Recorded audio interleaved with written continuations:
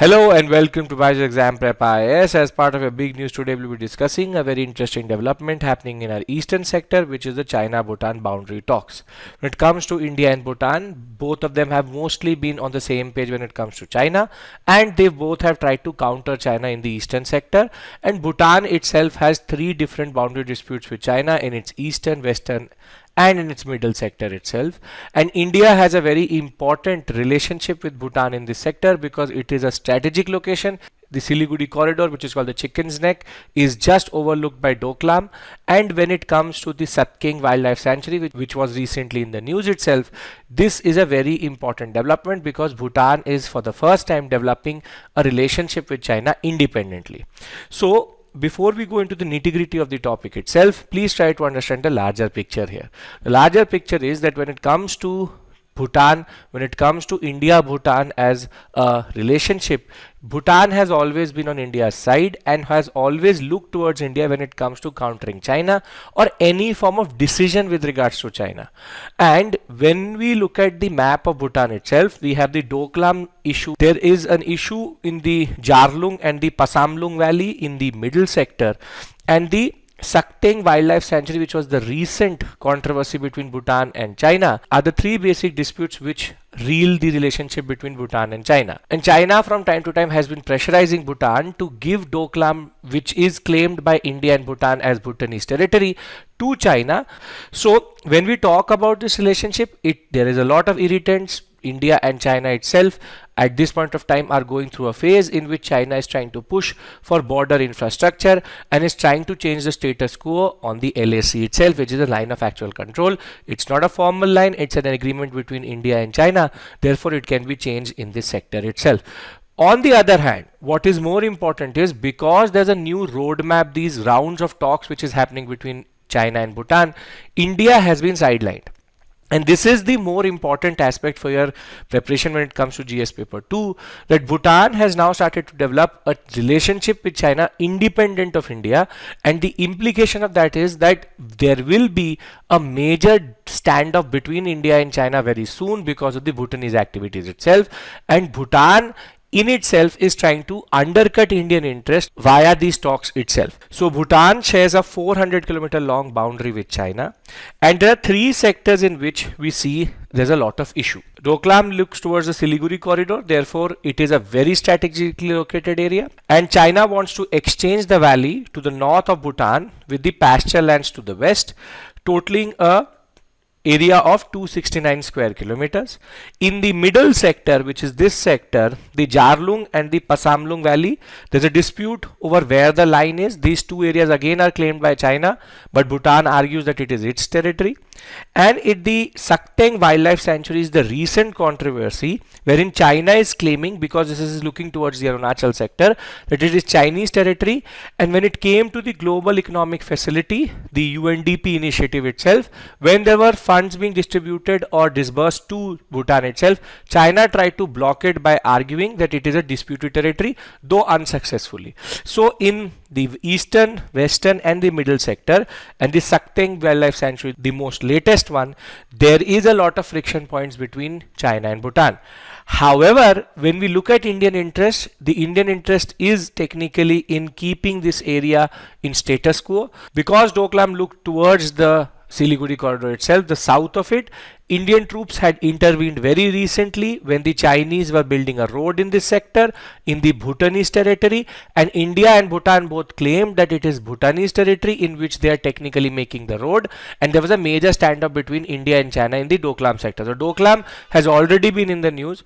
When it comes to Satking, Satking is an interesting one because it looks towards the Tawang district of the Indian Arunachal Pradesh state, and the proximity with Arunachal Pradesh and specifically the overlooking of the Sela Pass itself, the Satking Wildlife Sanctuary has again become very, very important for Chinese in their interest in undercutting the presence of India in the Sela Pass and this whole sector itself. So Tawang has been a bone of contention when it comes to the LAC itself from the 62 war, and what happened in the recent period is that Tawang, Pyongyangso, Doklam are just episodes in which China is trying to change the status quo. So India's interest is in the status quo, that all these three disputed territories are claimed to be Bhutanese areas, and they are actually Bhutanese territory. India recognizes that, but China has used its diplomatic prowess and the way it is trying to push for border infrastructure to lure in Bhutan or pressurize Bhutan, either way, to go for a border dispute talks. And this is what is the big news for us, that there was a memorandum of understanding which was signed in October of 2021 between Bhutan and China independently, and this 15-month-old agreement was to expedite, was to accelerate boundary negotiations, specifically in the northern and western sector. Bhutan was very clear that it is not going to talk about Doklam, but what we see recently is that China is now pressurizing the Bhutanese to add the eastern sector also, so that they can now exchange Doklam to get that strategic position in the Siliguri corridor itself. So the 11th expert group meeting on the China-Bhutan boundary issue was held between 10th to 13th January. China and Bhutan have announced that they have gone for a positive consensus when it comes to pushing for the three-step roadmap, and they will be now simultaneously push towards implementation of all the steps. We technically know nothing of the three-step roadmap because it has not been made public, but the fact of the matter is that the two sides have agreed to push forward the implementation of all three steps, which means the three sectors, and this has been the interpretation that the three-step program is the three sectors itself. And at the same meeting they have also talked about increasing the frequency of these meetings so that diplomatic channels can be open and China-Bhutan boundary disputes can be resolved as soon as possible. There's also a drama which is happening as of right now, wherein Chinese government is going to donate supplies to Bhutan, and there's going to be a proper ceremony to hand over that. This is all just to create a certain image of relationship and friendship between Bhutan and China. But what is more important for our preparation is what are the implications. So as I said, the first and foremost implication is that Bhutan is acting independently. Both India and Bhutan used to be on the same side when it comes to China, which is countering China. India has always stood by Bhutan when it comes to all these three sectors.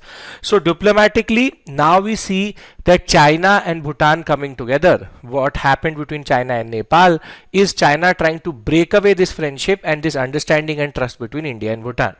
Now, India is Bhutan's largest trading partner. Bhutan can't ignore India.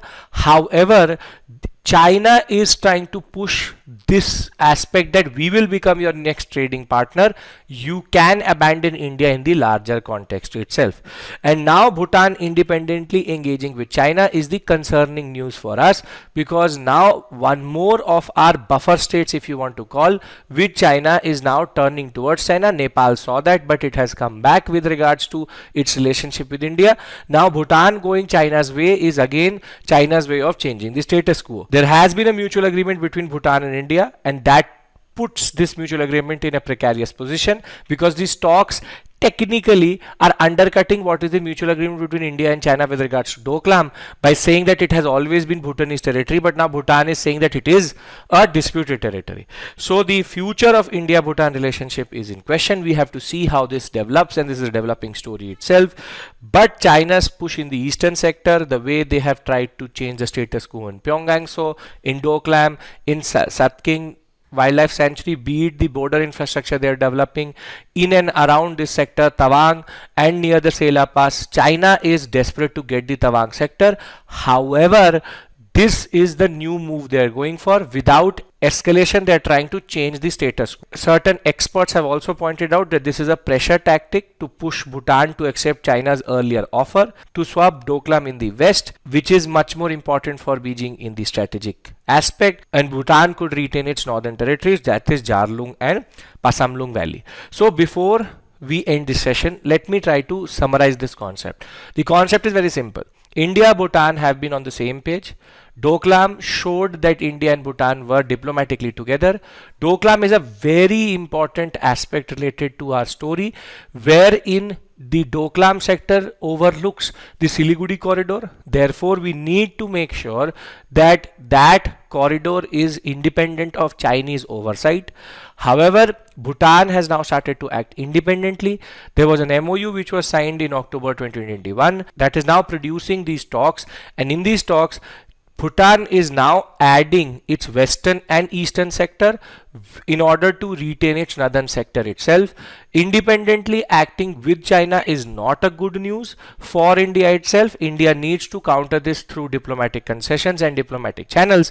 But China is very aggressive in the eastern sector, and these talks itself, the whole drama of the exchange of supplies itself, is China's way of countering India in the whole region itself and trying to change the status quo. So we will see how this develops further, but for now Bhutan is pivoting towards China, and this is a concerning news for New Delhi itself, and we need to see how we can bring back Bhutan, how we can actually make them understand what China is trying to do, be it the eastern, be it the western sector, be it the Satking, be it the Doklam sector. Bhutan needs to understand that China is going to undercut the sovereignty of Bhutan very quickly, and all this is just to counter India. With this, I would like to end the session. Thank you so much for your patience. I will see you in the next video. Take care. Bye bye.